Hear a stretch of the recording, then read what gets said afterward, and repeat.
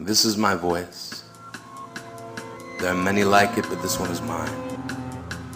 And it's a fine line when you're trying to define the finer points of politics. Politics being a Latin word, poly meaning many, ticks meaning blood-sucking butt lumps.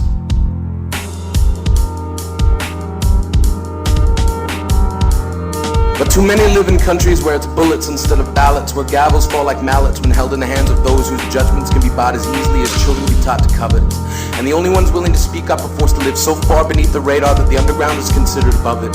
This is the Ho Chi Minhs and the Michael Collins, the Marquis de Sades and the muted gods. This is my voice. There are many like it, but this one is mine. And this time it's for the sons and daughters who watch mothers and fathers drown in shallow waters while panning for the American dream in a blue creek called the mainstream.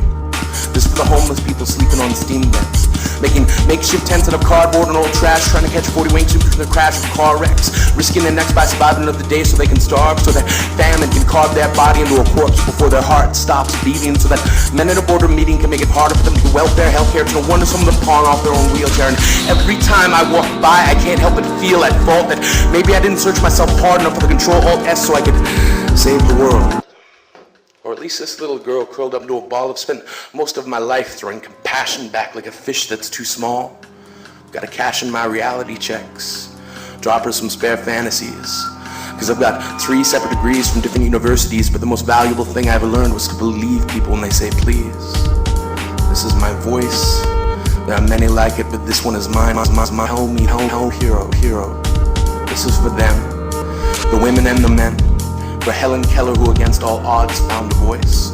For the choice Veronica Guerin made. For Martin Luther King, who stayed just long enough to share a dream with us. This was that day on the bus with Sister Rosa Parks. This is for the Joan of Arcs who believed even in the face of sparks becoming flame, the political game that Louis Riel refused to play. This is the day the Dalai Lama finally goes home. For Dr. Jeffrey Wigand, who alone stared down big tobacco. For Nelson Mandela, who continues to go the extra mile. This is the trial that finally found a man guilty of shooting Medgar Evers dead. For everything Malcolm X said, remembered by athletes who left the Olympics double-fisted. For Arthur Miller, blacklisted for calling a witch hunt what it was. For Galileo, locked up because the earth was round. For two live people who found us down because of banned in the USA. And imagine if we'd still be a John Lennon play. This for the someone who stood up today and said no. For Edward R. Murrow, who shut down the bus. For Salman Rushdie, Mahatma Gandhi, you, me, this city, this country. You will always have a choice. When you stand up and be counted, tell the world, this is my voice. There are many like it, but this one is mine.